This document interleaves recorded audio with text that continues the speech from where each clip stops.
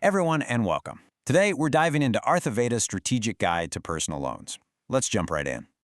I mean, how tempting is that?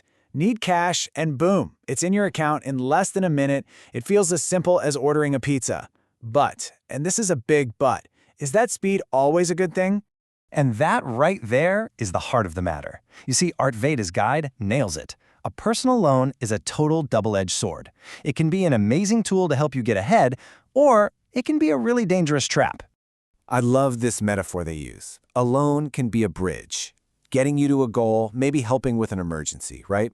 But if you're not careful, that same loan can turn into a cage, a financial cage you can't escape. So today, our whole goal is to figure out how to build the bridges and stay far, far away from those cages. All right, so first things first, let's talk strategy. If you're going to take out a loan, you want the best deal, period. That means getting those prime rates, the lowest of the low. Okay, so what do lenders care about? Well, the first thing is your job.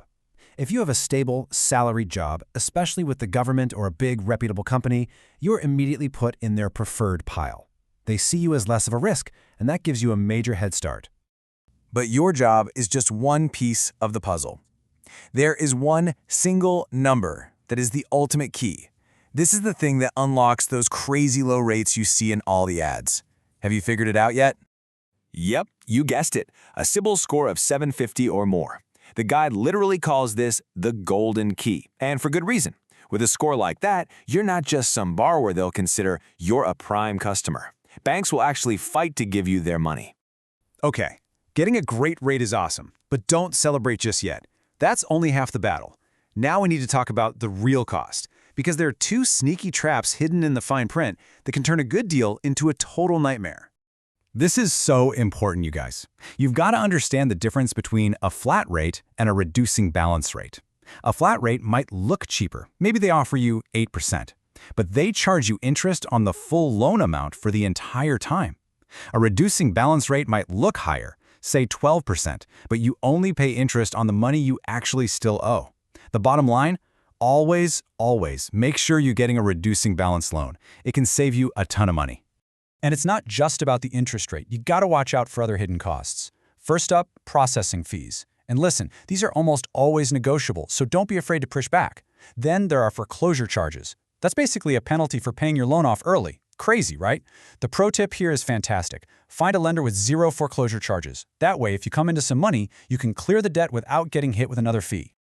Okay, so we've played defense, right? We know how to avoid the traps. Now, let's switch to offense. Let's talk about how you can actually use a personal loan as a strategic weapon to make your finances stronger. And here it is, what the guide calls a masterstroke of financial management. If you're juggling a bunch of credit card debt, you know you're getting killed on interest. Using a personal loan to wipe out all that high-interest debt, well, that's not adding more debt. That's just being smart. It's a strategic refinance. Just look at these numbers. Seriously, the picture tells the whole story. You could be bleeding money with a credit card rate of like 42%.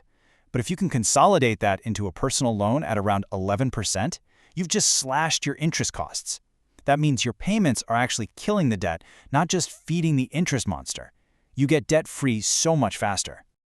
All right, so we've covered a lot. How do we pull this all together into a game plan? Let's boil it down to a simple playbook you can use to borrow like a complete pro. Rule number 1, and this is the big safety rule. Add up all your monthly loan payments, your EMIs for everything. That total number should never be more than, say, 30 to 40% of your monthly salary. This one rule keeps you safe and makes sure you still have money left over to, live your life. And here's the final checklist. 4 simple steps. 1. Know your CIBIL score. Get it over 750.